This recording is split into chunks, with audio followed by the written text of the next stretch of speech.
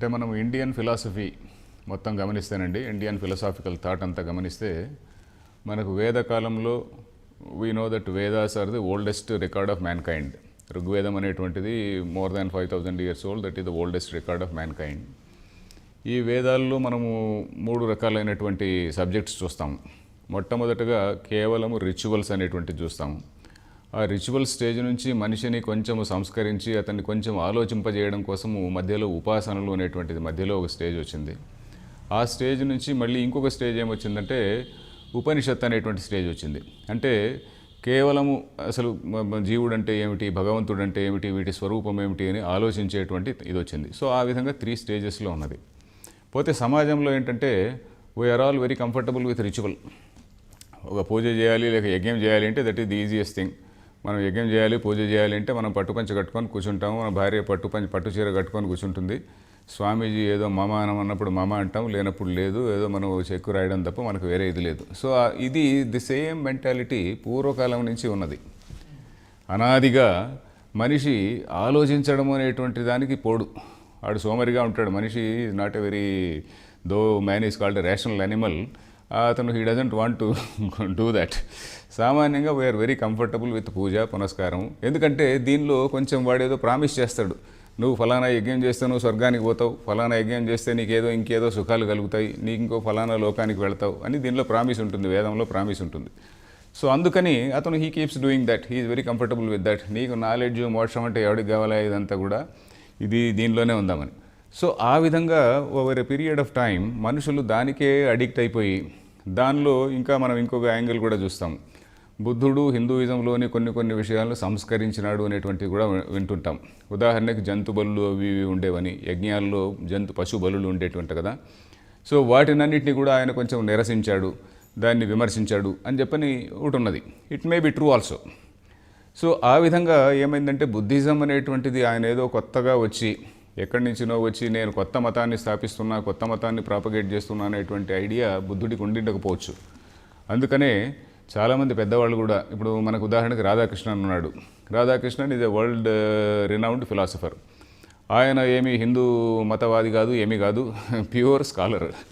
So ఆయన చెప్పింది ఏంటంటే బుద్ధుడు అనేటువంటి వాడు he was born as a Hindu, died as a Hindu. మధ్యలో హిందూయిజం గురించి కొన్ని ఇప్పుడు మనమందరం కూడా ఎడ్యుకేటెడ్ పీపుల్ అందరూ కూడా ఏ విధంగా కొన్ని మార్పులు ఉండాలి, మన సమాజంలో కొన్ని మార్పులు ఉండాలి అని అనుకుంటాము, అదేవిధంగా ఆయన కూడా కొన్ని మార్పులు కోరుకున్నాడు.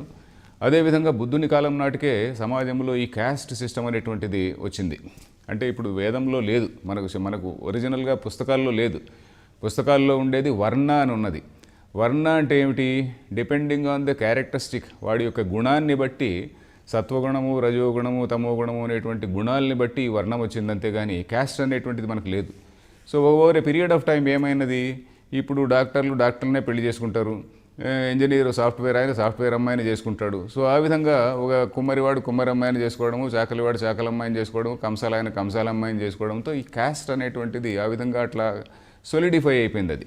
సో ఆ విధంగా ఏమైందంటే మనకు ఒక ఇంప్రెషన్ ఏమైందంటే, అరే మనకు ఇన్ని క్యాస్ట్లు ఉన్నాయి అని చెప్పనేది ఒకటి, ఒక క్యాస్ట్ ఇంకో క్యాస్ట్ని కొంచెం దూరం పెట్టడము. బుద్ధుని కాలం నాటికే కొద్దిగా ఉండిండొచ్చు కొంత, ఈ బ్రాహ్మణ వర్గాల్లో కొంచెం గర్వము ఇవన్నీ కూడా ఉండిండొచ్చు. ఎందుకంటే బుద్ధుడు ఆయన కూడా చెప్పుకుంటాడు. బుద్ధుడు ఒక చోట, యాక్చువల్లీ ఆ పుస్తకం నా దగ్గర ఉంది, మిలింద పన్హా అని ఒక పుస్తకం అన్నది. మిలింద పన్హా అంటే మిలిందుని ప్రశ్నలు.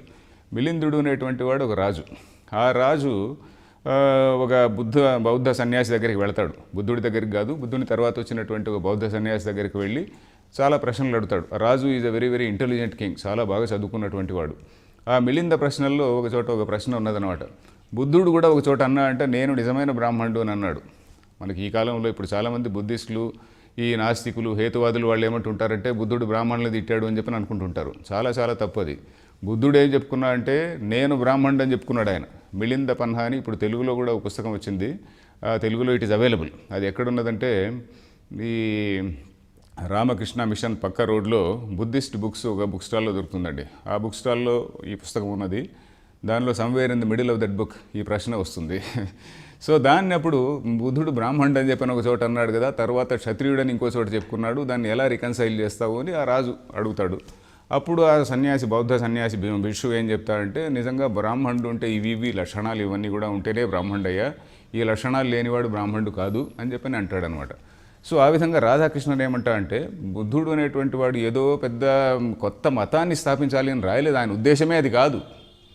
ఉపనిషత్తులో చెప్పినటువంటి విషయము, వేదంలో చెప్పినటువంటి విషయం ఒకటైతే వీళ్ళు దాన్ని అంతా వదిలేసి కేవలం కర్మకాండను పట్టుకొని జంతు బలులు, బహుశా సోమపానం ఉంటే బహుశా కొంచెం డ్రింకింగ్ ఇలాంటివి కూడా ఉండేదేమో.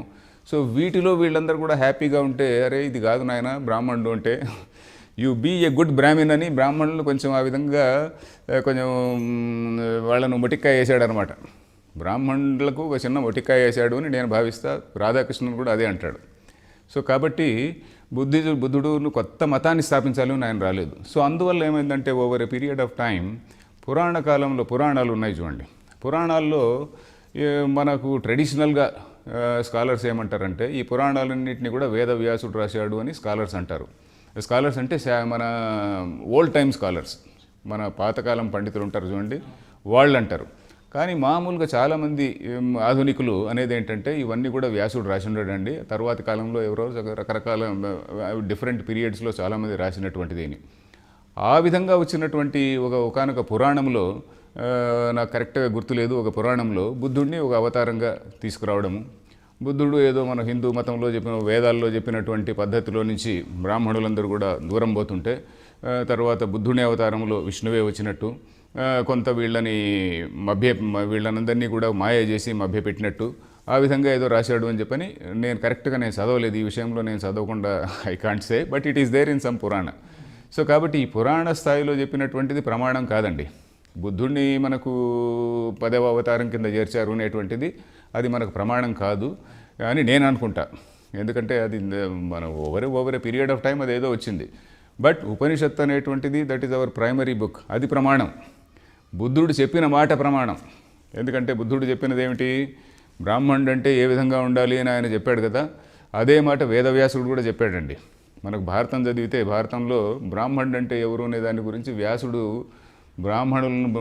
విమర్శించినంత లెవెల్లో అంత స్ట్రాంగ్ వర్డ్స్లో బుద్ధుడు కూడా విమర్శించలేదండి. వేదవ్యాసుడు బ్రాహ్మణుల్ని చాలా విమర్శించాడు.